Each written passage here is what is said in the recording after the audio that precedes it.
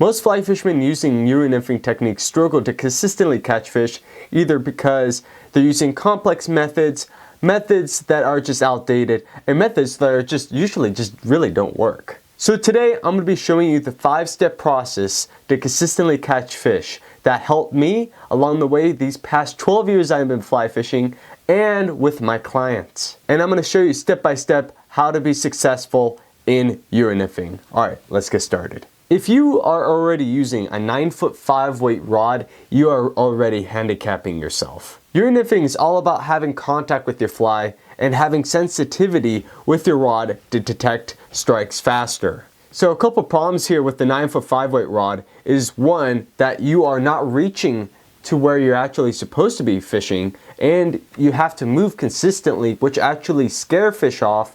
Also, you have sag going through your guides of your fly rod that are actually also defeating the purpose of detecting strikes, but also setting the hook on this fish. But no worries, the 10-foot 3-weight rod is here to help.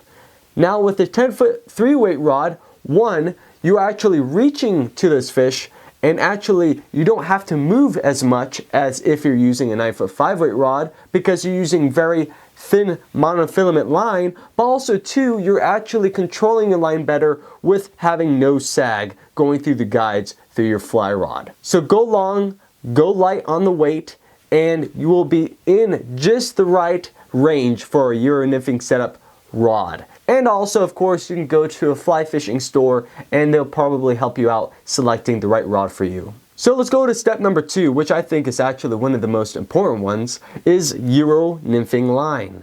So when people start off fly fishing, they usually use a weighted forward fly line. This is actually really going to defeat the purpose when making that drift when you're trying to Euro-nymph. This is going to cause sag in your fly line, but also you're going to miss a lot of fish. What you actually want to use, Euro fly line, specifically made for Euro-nymphing. Basically, without it being tapered, it's a micro thin fly line, so that's basically going to help you detect fish faster with sensitivity, but also it's going to reduce the slack in your line and have contact with your fly. Now let's get to step number 3, is setting up your cider material. So there's a couple of mistakes that can happen when setting up your cider material with your leader. So the first thing that can happen is that your cider material is too short. So for example, if there's a sun reflecting off of your cider and it casts a glare, sometimes having just a little bit longer of a piece of cider just helps you a little bit more to see that strike when that fish hits your fly. So the other thing besides length with your cider material is that you actually want to be able to see your cider material. What I like to do is that I like to have bi-color, different type of colors on my cider, which helps in different type of scenarios when you're on the stream. So for example, I see green better when it's really dark outside, maybe a lot of clouds, and I like to have red when it's super sunny. But overall, it's up to you what is best for your setup. So for step number 4, we're going to be getting into tippet length. So the first scenario is that your tippet is too long.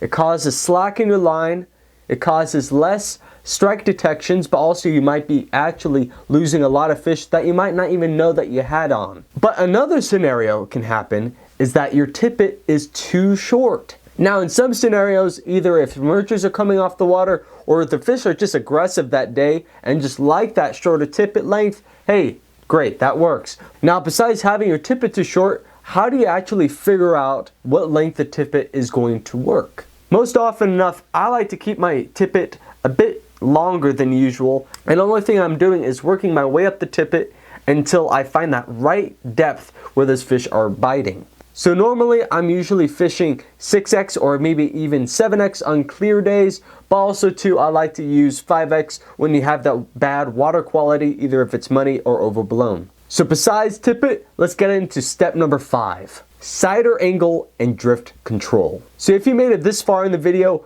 this is going to be worth your while because this is the ultimate tip that I have for you today. So I'm going to show you 3 scenarios. So for the first image, I have my cider completely up and down from where the water is flowing, for example. So if you create this cider angle when you're drifting your fly through the water column, this is essential for slowing down your drift and getting your fly to where those fish are the quickest. So the second image here that we have is more of an angled presentation with our cider. So this is basically a 90-degree angle that we have here with our cider, and this is going to help us present our fly a little bit higher off the bottom of the creek and basically more have a faster drift. This comes in handy if you have more aggressive fish or you have emergers popping off the water. And for our final angle, this is an extreme angle presentation. So basically this angle here helps without changing your fly to a lighter fly, and basically it helps that fly be really high up in the water column. So basically this helps out when you have that piece of water that is really shallow.